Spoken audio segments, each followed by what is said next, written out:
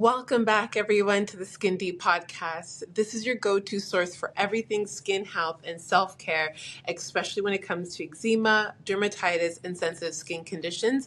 I'm your host, Makisha Banks. I'm happy to be back for another episode in season 2.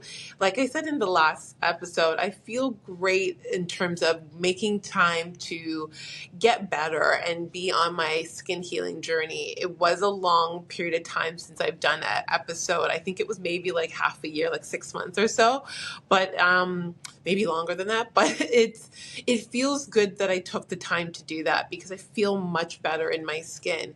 And that's why today's episode, I really wanted to go over the things that people don't talk about when you're on the skin healing journey. I feel as though we are talking about what you need to do, what you need to do, what you need to do, what you need to do, and no one's talking about the other things that come along with it that makes us feel fearful, that makes us relapse, that makes us feel like we're not on our path of healing. Like the things that we don't talk about, it's almost like the hush hush. And I feel that's really important because I don't want to give people this false idea that the skin healing journey is really quick, it's really easy, and there's no trauma. There's a lot of trauma that I've dealt with in terms of my skin, and I didn't think that it was going to be that big of a deal, but I guess, turning 40 last year, so my hormones were completely changing up, and the stress that I went through and leading up to that, and just all of these different bags of things kind of made me just go through a lot of trauma, and it made the skin healing journey a lot more difficult than I thought it was going to be. So today I'm going to talk about the things that no one talks about when you're on your skin healing journey. And again, I am going to be going over the different stages of the skin healing in terms of what to help you out with that. But I felt really, resonated to this title and really about this topic. So that's why I wanted to kind of get it out of me. And let's keep it going. So let's get started.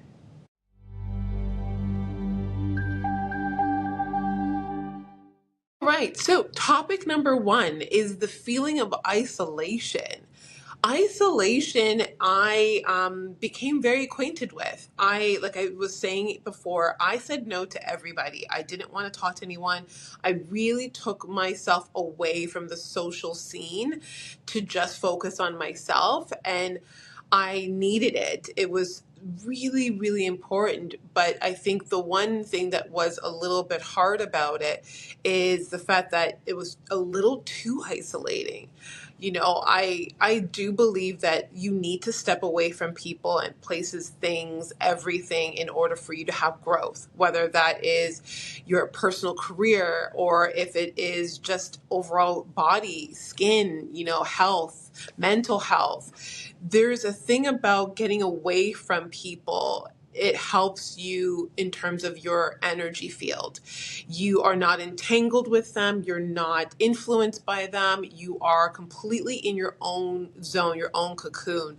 So it's like thinking about the butterfly transformation process. You almost have to shut the whole entire world out in order for you to heal. What I don't think I realized is that I went into too deep of an isolation to the point where my mind was playing tricks on me. And that's the hard part, is knowing when to be isolated and not over isolating, because that was the struggle, where it's like I wanted to be out of everyone's face. I didn't want to talk to anyone. I just wanted to focus on me. And it's important to do that because you do need the time to talk to yourself. You do need the time to really break down thoughts and emotions and things that are holding you back, that are troubling you, that are affecting you from every point of view. I just didn't realize that, isolating myself was becoming a crutch. Like I never thought that when I'm sitting there at home, thinking I'm doing myself a service by staying away from people, I was disservicing myself by not having community and connection and friends around me to pick me up when I feel bad. They say oxytocin rises when you're in the company of other people, and I was missing that part. So, I try to find it in places, but then I'd be like, oh my God, what if they trigger me? And you kind of go in that downward spiral where you just don't want to be around people. And not only that, I was embarrassed. I was embarrassed of my skin. I was looking at myself and I'm like, oh, I can't wear this. I can't wear that. I can't look good. I don't look good. And I didn't want to be around people because I felt embarrassed about my skin. And I didn't want to shake anyone's hand. I didn't want to hug anyone because it just felt like, look at my body comparing to theirs. I'm trying not to cry about it, but you think of yourself worse because you're just like, how do I compare? Why am I not excelling? Because you see what's around you.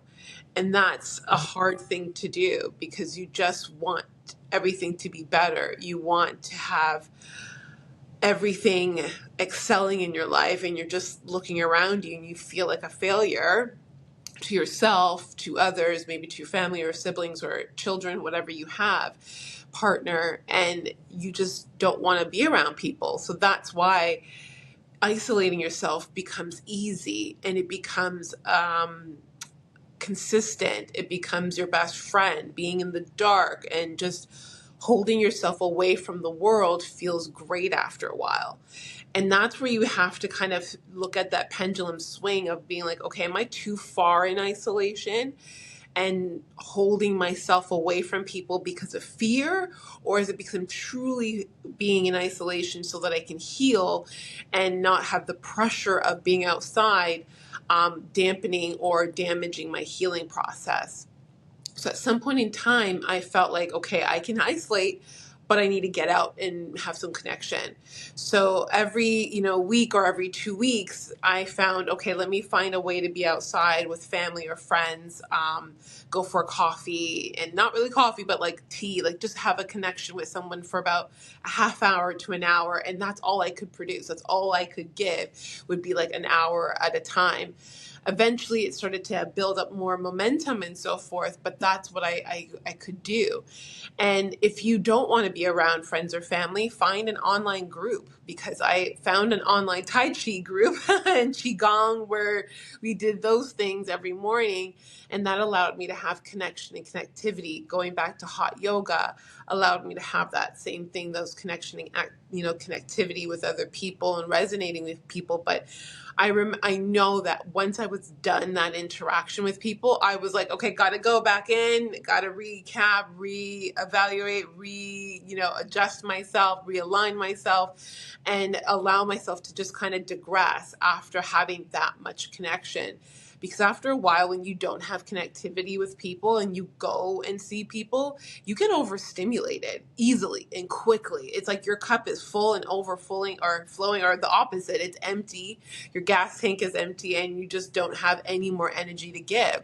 So that's where I would just like kind of run away from people, and then I would isolate myself again for a couple hours or days at a time, or a full week, in order to give myself the time to refill my cup.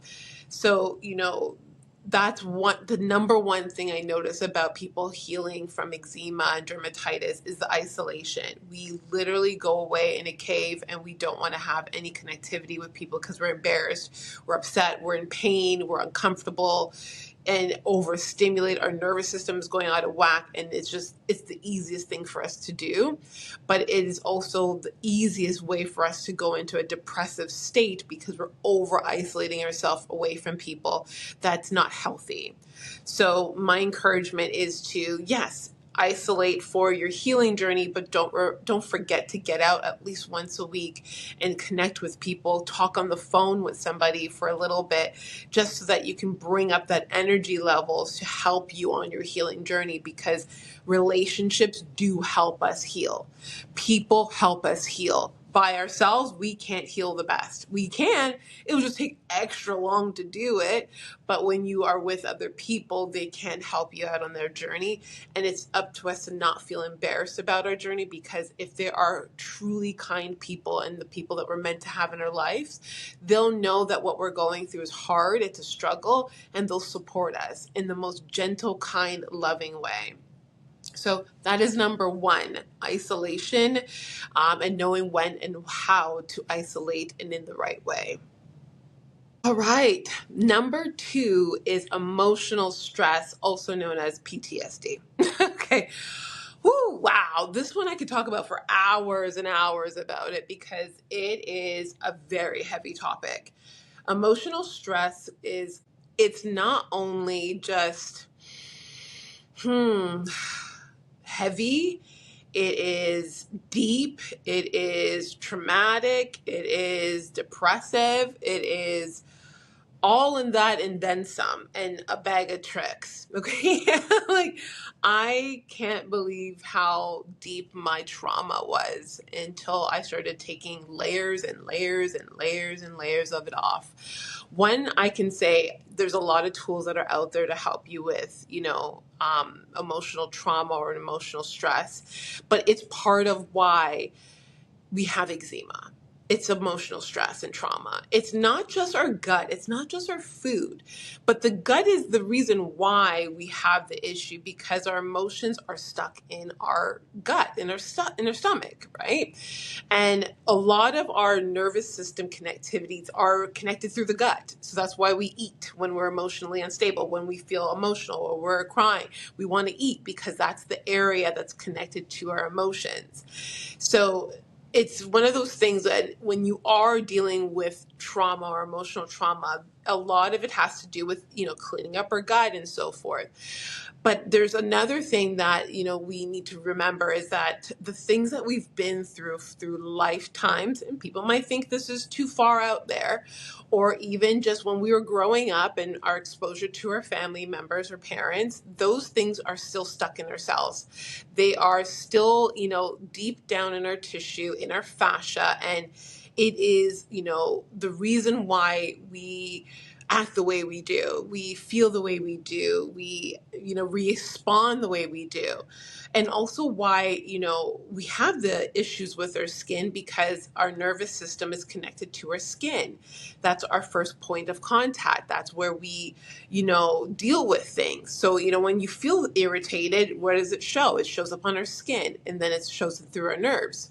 So it's like, those two things are interconnected, and that's the reason why emotional stress is skin deep is because that's where we hold our trauma.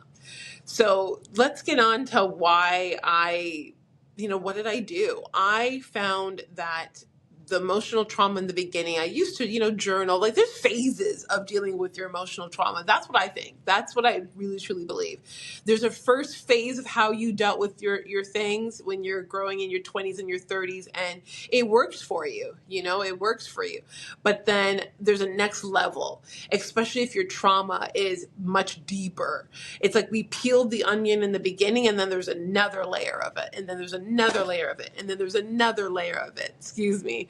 And I felt like I dealt with it. I felt like I went through each layer of my trauma and everything was okay. But really, in the beginning, it's like, yeah, I did fix it. I was fine. Nothing was bothering my skin. But then I didn't realize that I was silently eating to fill the void of dealing with my emotions. I was silently eating just to get over some of the things that I dealt with. And that's why it explains my yo-yo weight from when I was younger to, recently. I now can see why my weight went up and down so dramatically.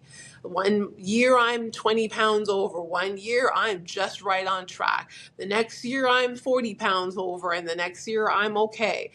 And it's like, I didn't take that in until I started looking at the photo albums, and I'm like, holy crow, I was big then. What the heck? And it explains what I was eating, why I ate the things that I ate. When I was dealing with certain things and traumas, I was doing okay. I was doing keto. I was fasting. I was really getting through my body and just releasing the stress. But it was like a cover up. It wasn't really me truly dealing with it. I was dealing with the symptoms of it. Now, when I look back in the last year and a half, oh, I dealt with my trauma. I'm still dealing with it. You never can say that everything's all gone. But for the most part, I really, truly tapped into the trauma that was trapped into my cells, because everything, exploded on my skin. Everything came out. And it's almost like the cup overfilled. We fill up the cup with all the traumas when we're younger from our parents, when we get it in the womb, and then when we're up to 7 years old, and then we deal with in grade school, and then the major traumas in high school, and then our first loves, and then all of a sudden our jobs and careers. Like, we just keep filling up that cup. And then eventually the cup says, okay, I'm done. I can't do anything else. And it explodes. Some people get it earlier, some people get it later. That's why sometimes I think they say there's that, what is it, the midlife crisis, when you hit 40, something happens. Well, yeah, I believe it. I believe it. So, it's like, it could happen at any age. I don't want to sit there and be, whatever, stereotypical or something like that. But I feel as though that, at a certain point in time, your cup gets filled, and it can get filled really quickly, or it can get slowly done. And then it becomes a chronic disease. And then you don't realize it's a chronic disease until it shows itself. And that emotional trauma that comes with eczema, it's deep. It's very, very deep. And it's beyond eczema at this point. This is just trauma, but it shows itself up as eczema. It can show itself up as, something else, like a heart attack or whatever. But the most common one is eczema. And that's why when people have eczema, they need to not think it's just a topical treatment that they need. Even though I own Everbella and we have products, our products support the skin while you're healing, but it does not heal what is actually skin deep. And that's why it's important that we deal with the emotional trauma. So what did I do to deal with my emotional trauma? In the beginning, it was just hot yoga, because I was still in denial. Then eventually became therapy. And that therapy was through talking therapy. There are other things like fascia movement, fascia healing. You could do that. There's Reiki. You could do soul progression work with other people. You could do ashwagandha. No, sorry, not ashwagandha. Wrong one. That's the tea. Ashwagandha is the tea. I forgot the name of it, but you can go on retreats, and you know what I mean by that, and do the trauma that way. You could do astral projection. You could do your natal chart. There's so many different things that you could do to address the emotional trauma that's happening. And not one fixes all. There's stages to it. So like I said, I went through one phase, then the next phase, and the next phase. And one thing will fix a certain part, then the next one will fix another part. The next one will address the next part. So there's always another level. So I even, went to tarot reading cards. I went and got spiritual readings. I've done pretty much everything you can think of, and I still do them all. It's just I know which one I need at this moment in time based on the spot or the space that I'm in and what I'm dealing with at that time. There's even the emotion code, and I love that app that you could use where you can see based on using either a pendulum or your body as a live pendulum to know what trauma your body is dealing with at this very moment. And, I'd wake up every day and I'll do that. So, those are something that you could use in terms of helping you to address the emotional trauma. But that's something that we don't talk about enough when we're dealing with healing with eczema or skin healing in general, is that there's trauma that's in the body that needs to come out. And that trauma that's in there it's making your body very on fight, flight, or fight mode. And it's making you not want to do anything. It's making you stuck in that same cycle over and over again. And really, it's because we need to address the emotional trauma. So, like I said, it's not something that we're just one and done. It's layers of it, and you'll know how deep a layer is when you feel good one day and you're like, oh, I'm so happy, I feel great, it's going away, everything is happening, and then all of a sudden, bang, another wave of shiza comes at you, and you're just like, what the flip? I thought I was okay. And then because of that, you isolate again, you go through the depression, you feel really like shit, and then you're just like, what the heck? Why am I even doing this? And it's just because, to be honest, it's not that you're failing, you're actually progressing, and the body felt good. It alleviated and let go of that layer of trauma and stress. And it's saying, okay, let's get to the next layer of it. So I allowed myself to look at it from that perspective that, okay, my body's telling me I'm doing a good job. That's why it keeps giving me more. And it sucks. It sucks so much because you're just like, why? I just want it to be one and done. I just want it to be over with.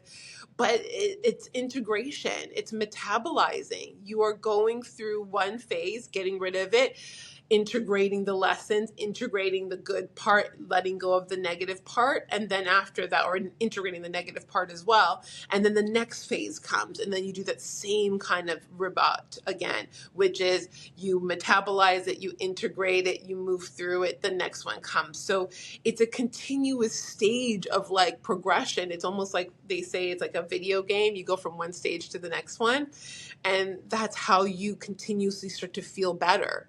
And that's how you continue to see the light at the end of the tunnel. That's how you start to become less isolated, because you're seeing that it's okay to be around people and you don't feel fully drained. You feel okay. You're not, twitching at the end of the night saying, I need to get out of here. So, it's the stages of it, but, when you're getting closer to that full breakthrough, when you are breaking through. So that is stage two, or sorry, not stage two, that is number 2 on what people don't talk about, which is emotional stress, which is PTSD. Okay. So now we're going to go into number 3.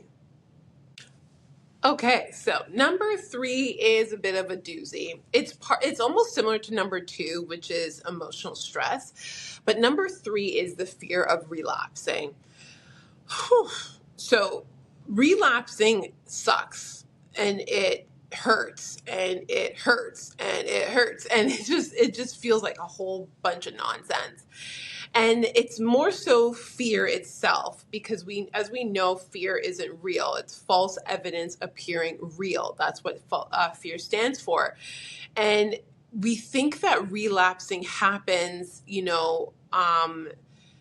easy, when it's not necessarily easy. It actually kind of builds up to itself, and then you relapse. And I think that's where a lot of times, we fear it so badly that we sabotage our progress. And that's happened to me multiple times. I'm not going to deny it. It has happened to me because, you just feel so good. You're like, oh, everything is amazing.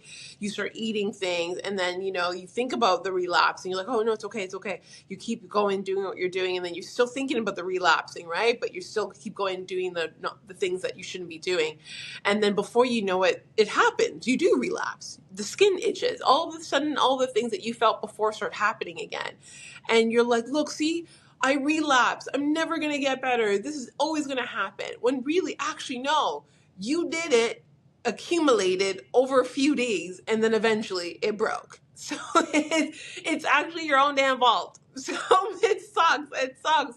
But we fear relapsing, but we had all the signs. We had all of the windshield wipers out. We had all the stop signs out. We had everything come out saying, hey, don't do that no more. Okay, you had your little tiny taste. Stop now. And you ignored it, and you just keep going, and then before you know it, you relapse, and then you fear relapsing, but you're the one that caused it in the first place. So that's where I find fear of relapsing is controllable, but it is something that haunts us. We're haunted at the back of our head that, is this ever going to get better? Look, it happened again. Look, I'm flaking again. Look, I'm flaking again. Look, it's itchy again. But not every part of our body is the same skin texture. Some areas are thinner, some areas are thicker, some areas are coarser, some areas are finer. There's all different textures on our body. And I think it's absolutely amazing that we have a body that can still function when there's areas that are completely dysfunctioning. And that's, I think, is the most beautiful thing that we should embrace, but we should also respect that it's not going to all function at the same time. It's not all going to be the same at the same time. So we have to treat every area on our body a little bit differently and with a little bit more compassion. So then that way we know, okay, if this area of my body is progressing really well, but this side of my body or this corner or this patch or whatever is taking its time, it doesn't negate that this side of your body is doing well and that side of your body is not doing well.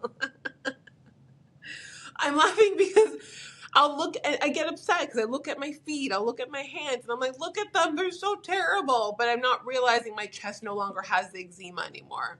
Or my thighs don't have the eczema anymore, it's just discolored slightly. Or my lower legs are no longer irritating, but they're discolored. But my feet, damn it, my feet still have a little bit of eczema on it. My hands still have a little bit of eczema on it. And I'm like, forget it. Everything sucks. But it's like, actually, no, you're doing okay. It's just there's certain areas that need to catch up. So the fear of relapsing haunts us because we look at small patches on our body saying that we're not doing well because those things are not doing well. But if you look at a scale of 100, you're like 98% healed and 2% is not, is still working its way through. Of course it's still doing its thing because we have different areas have different needs, but we really fear it. And that fear goes into, it's like, a bonus thing that we think about is we always keep saying, I'm still healing. I'm still healing. I'm still healing. I'm still getting better. I'm getting better. And that keeps us in the loop of getting better and never, I'm better. I'm healed. We're always saying, I'm healing. And it's like a forever infinity of saying the same word. I'm getting better. I'm studying, When are you done studying for your test? I'm still studying. Right? Like at some point in time, you finish studying, right? Like you studied it. You're done. You did the test. The test is done. It's the same thing in the healing area. I feel like we get stuck in this mind frame of I'm healing, and you never think that you're content with this very moment. You're not good enough this very moment, that you are good this very moment. And that's the part I got stuck in. I realized I was saying for like a year, I'm healing. I'm still healing. And I'm like,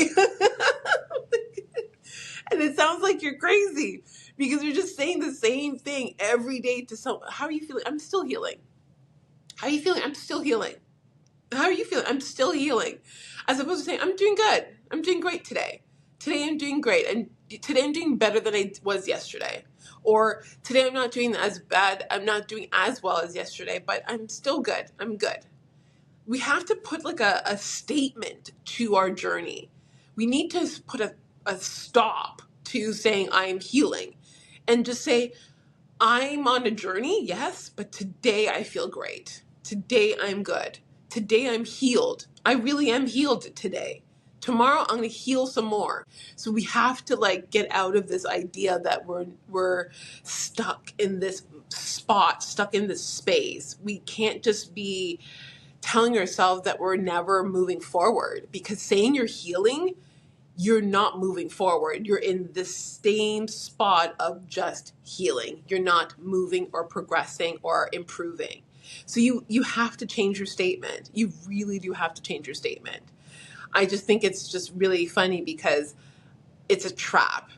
The healing world, the beauty industry loves to put people in this trap of like, you're never going to get better. And it's true. Sometimes that's why they want you on those medications, right?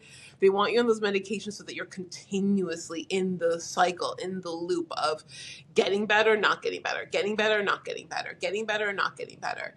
And it's the suckiest feeling, because I was in that. I was literally in that moment of thinking, okay, I'm getting better. I'm getting better. I'm healing. But I really wasn't. I was still in this feeling of like, one day, like I'll dream it that I'm going to get healed, but I'm saying to myself, I'm healing. I want to say I'm healed. Because when you say that statement and your words are so powerful, your cells will adapt to it. Your cells will do that. So if you start to say, I'm healed, today I am healed. I'm not 100% healed, but I am healed. And then it's eventually tomorrow say the same thing. I'm healed. I am healed. I am healed. And again, the more and more you say it, the cells will upgrade to what you were saying. And that is powerful. That changes the whole entire aspect of what we're dealing with. We're not crippling ourselves and saying, I'm healing for the next 5 years. It can take that much time. I don't deny it. We don't want to rush it. But if we keep telling ourselves that we're okay, I'm getting better. Today sucks. Like, we need to spin it to more positivity. So then that way our body will adapt to it. Our nervous system will feel better. Our nervous system will calm down. Our cortisol levels will lower. Our oxytocin will go higher. All of those hormones, those alarm systems in our body will start to disengage from the fighting and the flighting and the fear, and engage in the calm, the peaceful, the loving, the transformative parts of us. So that's where I feel like we need to really make a change in terms of what we're saying to ourselves and how we're saying things to ourselves and what we're saying to other people, because those are just confirmations. And that's the trap. The trap is legit. The trap is real. And we need to really learn from this and change our wording. Right. So again, those are my 3 things that I find we don't talk about when it comes to eczema. I do have another one. And this other one is I know is very relatable to everybody. Very, very relatable, especially if you're in the stage 3 to 4. It's flaking. Goodness gracious. Like, it's actually very embarrassing how much you flake. And that's why it's like, I don't try to wear black anymore. because the amount of flaking that comes off of my body, you would think it's snow. You would think that I walk around with powder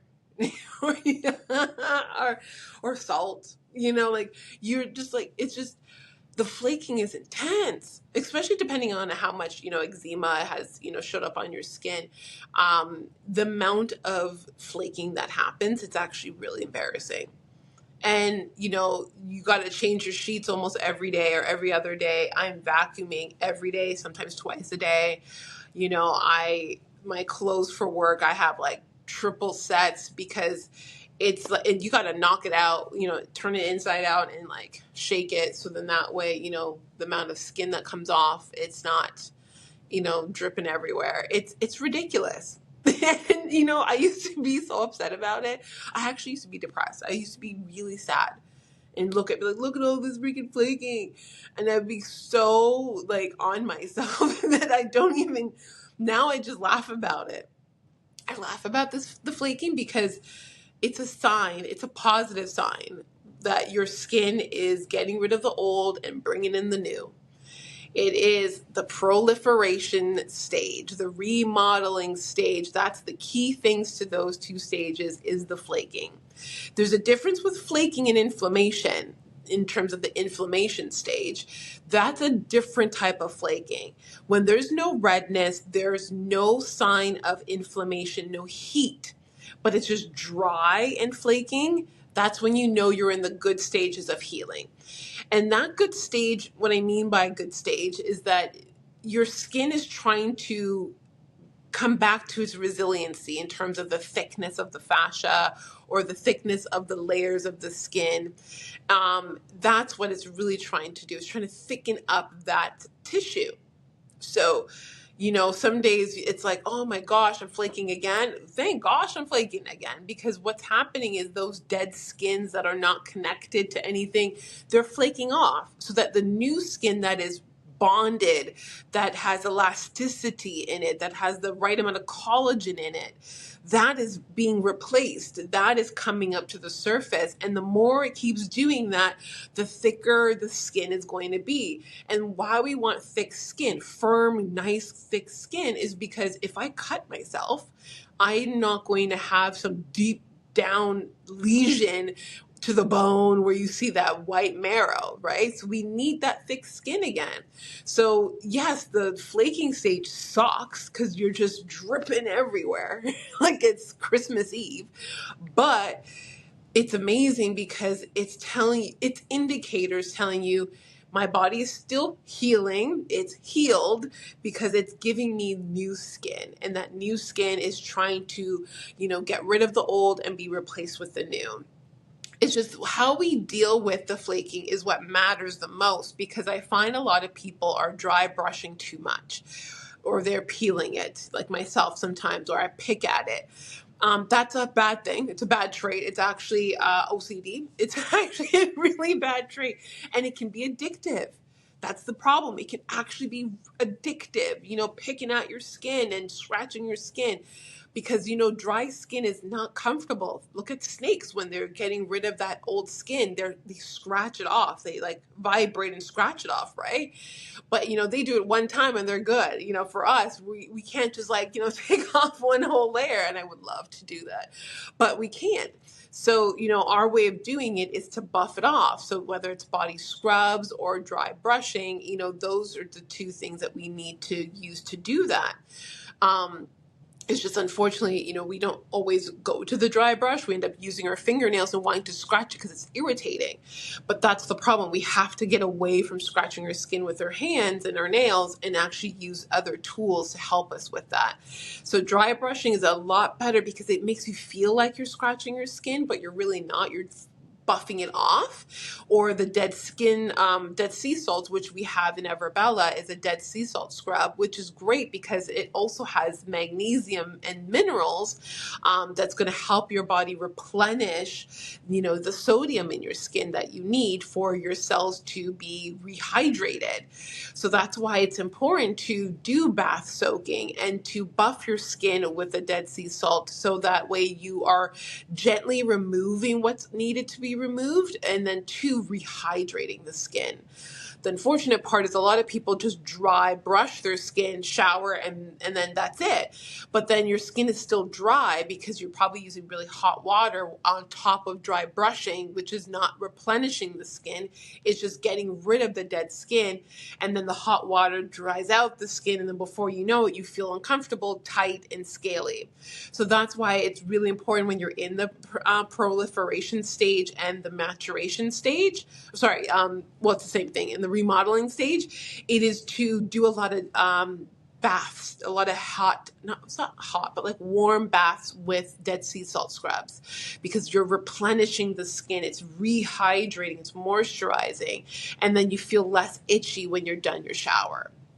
And I'm kind of reminding myself about that right now while I'm talking about it, because I haven't taken a bath in about a couple of weeks, and I would love to do that now because it's necessary, especially when you're changing seasons, or your skin is just flaking a lot more now. It's important to do that. So that's another thing that we don't talk about, is the flaking. Boy, let me tell you, flaking is not fun, and it is so annoying because you wake up and you just feel like, ugh. You're like, oh my God, I feel nasty. But it's not nasty. It's just a natural thing your body is doing. But it's a beautiful thing your body's doing in order to give you the glowing skin that you want eventually. So you just have to kind of bear with that process. The process, depending on how you treat your skin in this process, the longer the process is. I found when I'm eating well and I'm, sleeping enough as well, my body is not flaking as intensely like it was before. So, I find this stage is a little bit tricky, but it's a little bit more, you are adapting to what your body needs. You're learning again what your body needs. It's like you're a 7-year-old kid and you're learning about how your body works. And it's important because this is the way you're defining your discipline, you're defining who you are, you're defining what your limitations are, you're defining what your body likes, what you mentally need. And it's important. It's actually a beautiful process besides looking at it from the perspective of, oh, I don't like the flaking. You're recreating your standards, and it's a beautiful thing to do. So, don't look at it so negatively. I'm kind of telling this to myself. It's a great thing to do for yourself. So, don't be so hard on yourself for this because you need this time to learn about yourself again. All right, everyone. So that is the 4.5 or 5 with a bonus. Different things that we don't talk about when we're on a skin healing journey or when we have eczema. And I hope some of these pointers help you out. I hope that this kind of gives you a little bit of information that you might need, while you're going through your journey right now. But I do appreciate you being here. I appreciate you, listening and, clicking on our podcast every week. But again, if you would love to try our products to support your skin journey, you're more than welcome to hop over to everbella.ca, try our 30-day trial set. It's also in the show notes if you want to try one of our sets there. Again, our products help soothe the skin. It calms the skin down. It supports your skin barrier in terms of holding onto that moisture. It does help with shedding dead skin cells. It soothes you in the bathtub. Like, we have a variety of different products. If you wanted to be able to take the products in a systematic way, you're more than welcome to take the skin quiz, and that will help you understand which stage you're at in your skin healing journey and choose the products applicable to that journey. And again, there's all the resources there on our website that will help you out. And if you want to listen to more podcasts, you're more than welcome to. But thank you so much for being here. And again, as always, we are your go-to guide to skin healing, and your beauty starts with self-care. And again, my name is Makisha. I'm so happy you were here with me today. Have a good day. Thanks for tuning in to the Skin Deep podcast.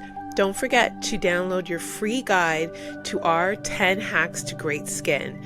Just check the link in our bio. I look forward to seeing you in our next episode. Have an amazing day, everyone, and enjoy your self-care Sunday.